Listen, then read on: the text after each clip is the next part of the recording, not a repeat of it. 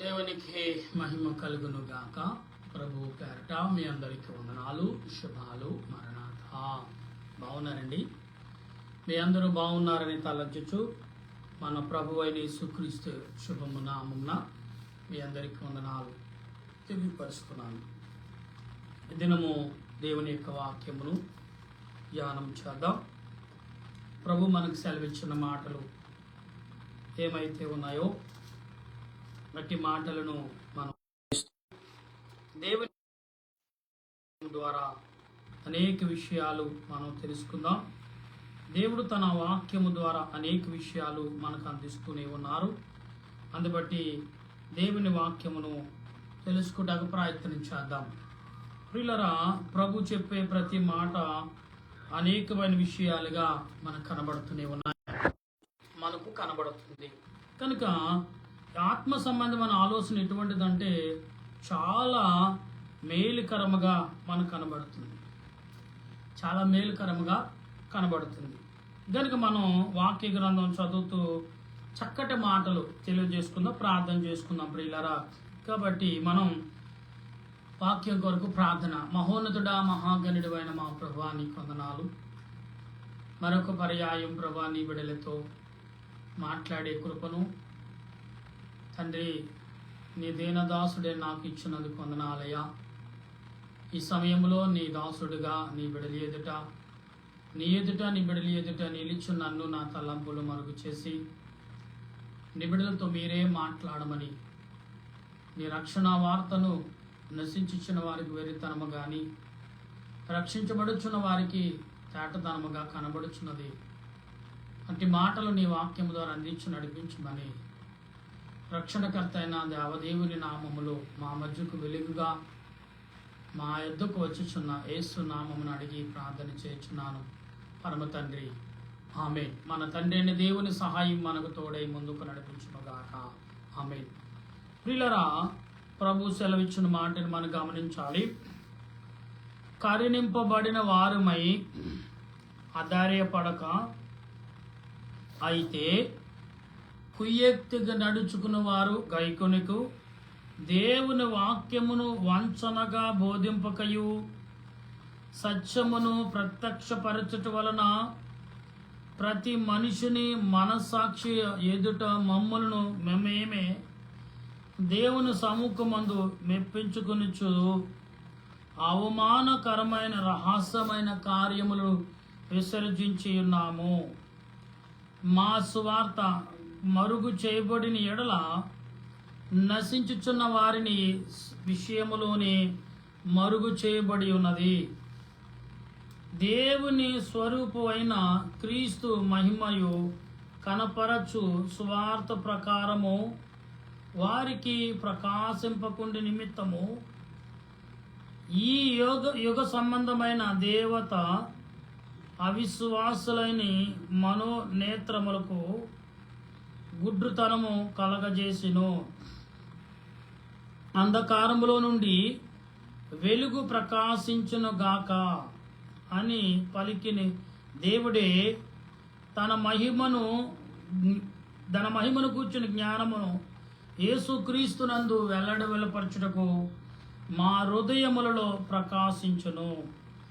ప్రభునందు ప్రియమైన దేవుని బిడ్డలారా, ఇక్కడ ఈరోజు పాఠం ఏంటంటే ప్రకాశించబడుట. ఈ మనుషులుగా దేవుని ఆత్మ వెలుగు చేత మనం ప్రకాశించబడాలి. ఈరోజు ప్రకాశించబడ్డాడు. ఎవరు ప్రకాశించబడుతున్నారు దేవుని బిడ్డలుగా అంటే, దేవుడే మన మధ్యకు ప్రకాశమానమై గొప్ప శక్తి కలిగి ఆయన వచ్చాడనేది మనం గమనించుండాలి.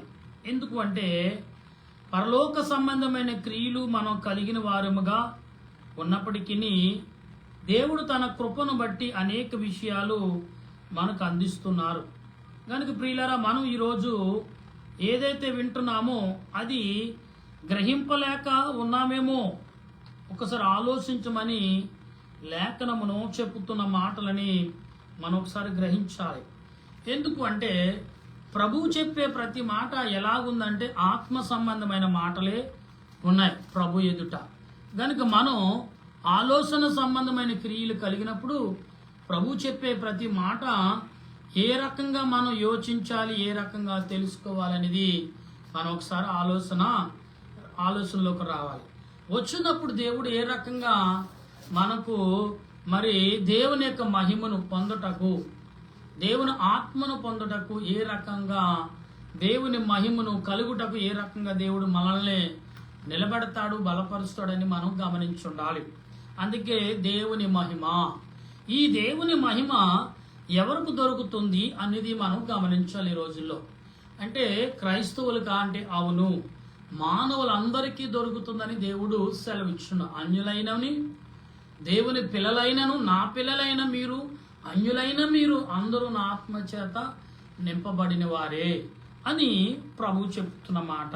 అయితే గనుక మేము మమ్మల్ని గూర్చి ప్రకటించుకుంటం లేదు, కానీ క్రీస్తు యేసును గూర్చి ఆయన ప్రభువనియు మమ్మల్ని గూర్చి యేసు నిమిత్తము మేము మీ పరిచారకులమనియు ప్రకటించుచున్నాము. అయినను ఆ బలాత్యయమును మా అమూలమైనది కాక దేవుని దయుండుట్లు మంటి ఘటము వలె ఈ ఐశ్వర్యమును మాకు కలగదు. ఏటుపోయినను శ్రమ పడుచున్నను ఇరిగింపబడిన వారము కాము.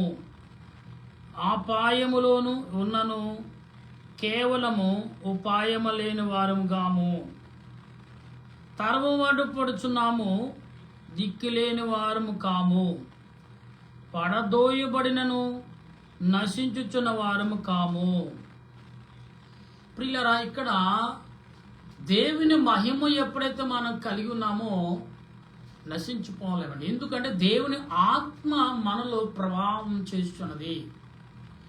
దేవుని ఆత్మ మనలో ప్రవేశించబడుతుంది కాబట్టి మనం దేవుని ఆత్మ చేత నింపబడిన వారిగా ఉన్నాం. ఈ రోజున ప్రభువు చెప్పే ప్రతి మాట మనం గమనించినప్పుడు ఏమంటున్నారు ప్రభు అని మనం ఒకసారి ఆలోచన కలిగి ఉంటే, దేవుడు చెప్పే ప్రతి మాట కూడా ఆత్మ సంబంధమైన మాటగానే ప్రభు నీకు నాకు అందించున్నారు. గనుక మనం ఆలోచన కలిగి ఆత్మ సంబంధులుగా జీవించాలనేది ప్రభు ఉద్దేశం.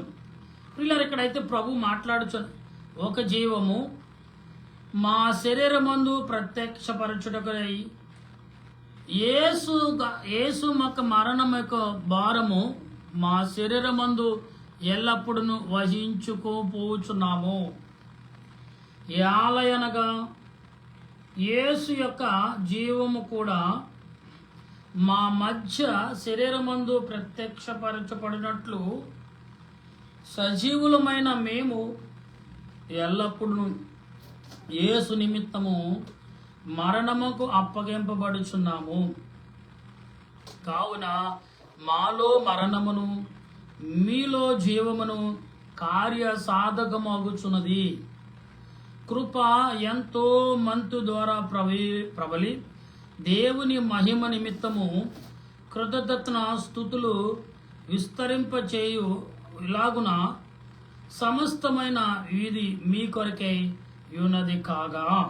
అంటే ప్రియులరా, మనం దేవుని యొక్క మహిమను ఎప్పుడైతే మనం గుర్తించి పొందుచున్నామో అప్పుడు ఏమవుతామంటే ఆయన పిల్లలుగా మనము ముద్రించబడుతున్నాం. అందుకే ప్రభు అంటున్నారు ఇక్కడ ఏమనంటే, ఆత్మ సంబంధమైన మీరు క్రియలు కలిగినప్పుడు ప్రభు మిమ్మల్ని దర్శిస్తాడు, ప్రభు మహిమను మీరు చూస్తారు. అందుకే దేవుని మహిమ, ప్రభు మహిమ, ఈ మాటను ప్రభు మహిమను మనం పొందాలనుకున్నప్పుడు మనలో కొంత నిష్ఠత కావాలి. ఎలాగొస్తుందండి నిష్ఠత అంటే, ఆత్మ సంబంధంగా నువ్వు ఎప్పుడైతే తలంచుతున్నావో అప్పుడు నీలో ఒక నిష్ఠత మనలో ప్రారంభమవుతుంది. ఆ నిష్ఠత ప్రారంభమైనప్పుడు దేవుడు తన క్రియలను ఏ రకంగా నన్ను బలపరుస్తున్నాడు అనేది మనం గ్రహించాలి. ప్రభునందు ప్రియా దేవుని బిడ్డలారా, దేవుడు తన వాక్కు ద్వారా అందించుచున్న ప్రతి క్రియను ఆత్మ సంబంధంగానే మనం గ్రహింపగలిగి ఉండాలి. అప్పుడే దేవుడు తన ప్రణాళికలను నీకు నాకు బోధిస్తాడు. ఎందుకంటే దేవుని యొక్క బిడ్డలుగా, దేవుని యొక్క ప్రతినిధులుగా, దేవుని యొక్క సొత్తులుగా మనం జీవించున్నాడు ఈ భూలోకంలో. ఆయన మహిమను మనం పొందుకోగలిగే, దేవుని మహిమను మనం ఎప్పుడైతే పొందుకుంటున్నామో అప్పుడు మనం దీర్ఘశాంత కలిగిన వారిగా, సంపూర్ణ సంబంధులుగా మనం ఉంటామనేది లేఖనం చెప్తుంది. అయితే ఇక్కడ మనం గమనించినప్పుడు విశ్వాసించిన గనుక మాట్లాడి తిని ఆయన రాయబడిన ప్రకారము అట్టి విశ్వాసముతో కూడిన ఆత్మ గలవారమై ప్రభువైన యేసు లేపిన వాడును యేసుతో మమ్మల్తో కూడా లేపి మీతో కూడా తన ఎదుట నిలవబెట్టుడని ఎరిగి మేమును విశ్వసించుచున్నాము గనుక మాట్లాడుచున్నాము.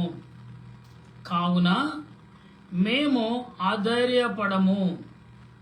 మా బాహ్య పురుషుడు కుషించుచున్నాను, ఆంతర్య పురుషుడు దినదినము నూతన పరచుచున్నాడు. మేము దృశ్యమైన వాటిని చూడక అదృష్టమైన వాటిని నిదానించి చూచుచున్నాము గనుక క్షణమాత్రమును ఉండు మా సులకన శ్రమ మా కొరకు అంతకంతకు ఎక్కువగా నిత్యమైన మహిమ భారమును కలగజేయుచున్నది. ఏలయనగా దృశ్యమైనది అనిత్యమును, అదృశ్యమైనది నిత్యములు.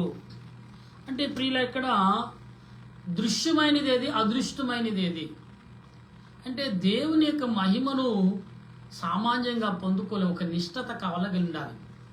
ఎటువంటి నిష్ఠత అంటే దేవుడి యొక్క ప్రణాళికను కలిగి ఉన్నటానికి అబ్రహాము ఎంత నిష్ఠత కలిగి ఉన్నాడో అంతే విశ్వాసాన్ని కాపాడుకున్నాడు. ఎంత నిష్ఠత కలిగి ఉన్నాడో అంతే బలాన్ని పొందాడు అబ్రహాం.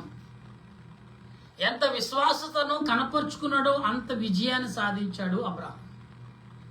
ఎంత నమ్మకంగా జీవించాడో అంత అభివృద్ధిని పొందాడు అబ్రహాం. అబ్రహాము ఎంతగా విజ్ఞాపన క్రియలు చేశాడో అంతగా తనను తన ప్రజలను హెచ్చించుకోగలిగాడు. అందుకే దేవునికి మహిమ నిన్ను వెంబడించినప్పుడు, నువ్వు దేవునికి విధేయత కలిగి ఉన్నప్పుడు ఆయన నీతో నడుస్తాడనేది లేఖనం చెప్తున్న మాటలు. నా ప్రియమైన దేవుని బిడ్డలారా, దేవుని యొక్క మహిమ ఏ రకంగా నిన్ను బలపరుస్తుంది, ఏ రకంగా దృఢపరుస్తుంది, ఏ రకమైన విషయాలు నీకు బోధిస్తుంది అనేది మనం గమనించినప్పుడు ప్రభు తన ఇష్టమైన రీతిలో, తన ఇష్టమైన రీతిగా నేను వాడుకుంటాడనే విషయాన్ని ప్రతి వారు కూడా గుర్తించాలి. ఎందుకు అంటే పరిశుద్ధాత్మ దేవుడు నీతో నాతో మాట్లాడుచున్నాడు అనే విషయాన్ని ఎప్పుడైతే మనం గమనిస్తామో అప్పుడే దేవుని యొక్క ప్రభావమును, దేవుని యొక్క ఉద్దేశాన్ని మనం కలిగి జీవిస్తాం. దేవుని యొక్క మహిమను మనం పొందాలంటే మనలో ఒక నిష్ఠత కావాలి. ఇలా చాలామంది అన్యులైన వారు కొంత నిష్ఠత కలిగి ఉంటారు. నా చిన్నప్పుడైతే ఇంకా భయంకర నిష్ఠత కలిగిన వారు. ఎందుకంటే మైలుగాలు కలిగితే వారు ఒళ్ళంతా వేడి పుట్టుతుందనేవారు. ఎవరైనా శవం చనిపోయినాక దేహము ఎదురొస్తే వారు వెళ్ళి స్నానం చేసేవారు. ఎవరైనా బాత్రూమ్కి వెళ్తేనే స్నానం చేసేవారు. అంత నిష్ఠత కలిగిన వారు. కానీ ఇవాళ బైబిల్ గ్రంథంలో దేవాన్ని స్తోత్రములు అనే మాట రాయేటప్పుడు, స్తోత్రములు అనే మాట రాయటకు వచ్చినప్పుడు అంట మరలా వెళ్ళి స్నానం చేసి వచ్చి దేవానికి స్తోత్రం అని రాసేవారంట. దేవునికి మహిమ అనే మాటను, దేవునికి ఘనత అనే మాటను, దేవునికి స్థుతులు కలుగును గాక అనే మాటలు రాసేటప్పుడు, దేవుని గణపరిచే మాటలు రాసేటప్పుడు అంట వారు అప్పటి వరకు రాసిన మాటల తర్వాత ఆ మాట రాయవలసి వచ్చినప్పుడు తలారా స్నానం చేసి వస్త్రాలు మార్చి మడిక రాసేవారంట. అంతతో నిష్ఠతో రాసిన గ్రంథాన్ని మనం ఎలా చిన్న చూపు చూస్తున్నామో తెలుసా? దేవుని మహిమను నువ్వు కలిగిండా జీవించాలనుకున్నావు. అబ్రహాము ఎలాగది దేవుని మహిమను పొందాడో మనం ఎరిగిన వారమై ఉండాలి. అలాగే మోషేను కూడా దేవుడు ఏ రకంగా దేవుని యొక్క మహిమ ద్వారా నిలబట్టాడు మనందరికీ తెలుసు.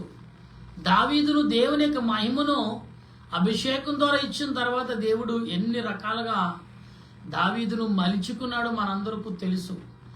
తెలిసింది కొంచెమే, తెలుసుకోవాల్సింది ఎంతో ఉన్నదని దేవుడే చెప్తాడు. నీకు తెలిసింది కొంచెం అంతే, తెలుసుకోవాల్సింది చాలా ఉంది కుమారుడా. కానీ తెలుసుకున్న కొంచెమైనను నా ఆత్మ వెలుగు చేత నింపబడి నువ్వు గ్రహించుకంటే నీకు నేను తోడుగా ఉంటానని ప్రభు సెలవిచ్చిన మాటను వింటున్నాం.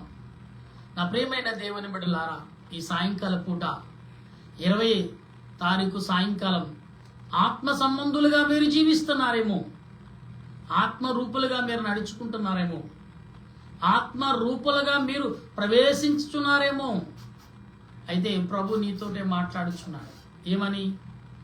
ఇదిగో దేవుని యందు విశ్వాసము నమ్మకము కలిగిన మీరు ఎలా ఉన్నారు, ఏ రకంగా ప్రార్థన చేస్తున్నారు, ఏ రకమైన విజ్ఞాపన చేయగలుగుతున్నారు అనే విషయాన్ని ప్రభు ఈ రోజున మీతో మాట్లాడుచున్నాడు. నా ప్రియమైన దేవుని బిడ్డలారా, ఈ ఉదయ కాలంలో ప్రభు అనేక రీతిలుగా మనకు తోడై ఉన్నారు. ఎందుకంటే దేవుడు కార్యము చేస్తే ఎన్నడూ మర్చిపోలేనిదండి, ఎప్పుడు మరవనేదండి ప్రియులారా. కనుక ఈరోజు నీవు కానీ నేను కానీ ప్రభు యొక్క క్రియను మనం ఎరిగిన వారుగా, ప్రభు యొక్క తలంపులు మనం గ్రహించిన వారుగా ఉంటే ఆ దేవదేవుడు నీకు నాకు బలమైన గొప్ప ఆదరణ స్థితిని ఇస్తాడనేది ఎంతగా నమ్ముతున్నారో అందుకనే మీరు ఆదరించబడతారనేది మనం గుర్తెరిగి ఉండాలి. ప్రియులారా, దేవుడు మహిమగల దేవుడు. ఆ మహిమను మనం పొందటకు వచ్చున్నప్పుడు ఆ మహిమను కనపరచుటకు దేవుడు వచ్చాడనేది లోకానికి మనం గ్రహించాలి. ఈ ఆనంద మాసములో గాబ్రియేలు దూత ద్వారా వర్తమానం తెచ్చి మొదటేమో దేవుని యొక్క రాజ్యమును సరాలము చేటకు పంపిన దాసుడు యోహాను గారు బాప్తీసిచ్చి యోహాను గారిని పంపించి, తర్వాత యేసు ప్రభుని ఈ లోకానికి ఆయనకి ఈయనకు మధ్య 6 నెలలు గ్యాప్లో ఇద్దరు పుట్టిన వారై, ఇద్దరు పరిశుద్ధాత్మ ద్వారా వచ్చిన వారై ఉన్నారు. ఇద్దరు, ఒకరు రోసము కలిగిన వారు, ఒకరు ఆత్మ సంబంధుడిగా దిగి వచ్చిన వారై ఉన్నారు. ఒకరు శరీర సంబంధంగా జన్మించిన వారు, ఒకరు పరిశుద్ధాత్మ ద్వారా జన్మించి భూలోకానికి వచ్చిన వారుగా మనకు కనబడుతుంది. ఇక్కడ ఇద్దరు వ్యక్తులను సమానతత్వం కనబడదు, కానీ ఆత్మ మాత్రం ఒకే రీతిగా ఇద్దరిని గనపరిచింది.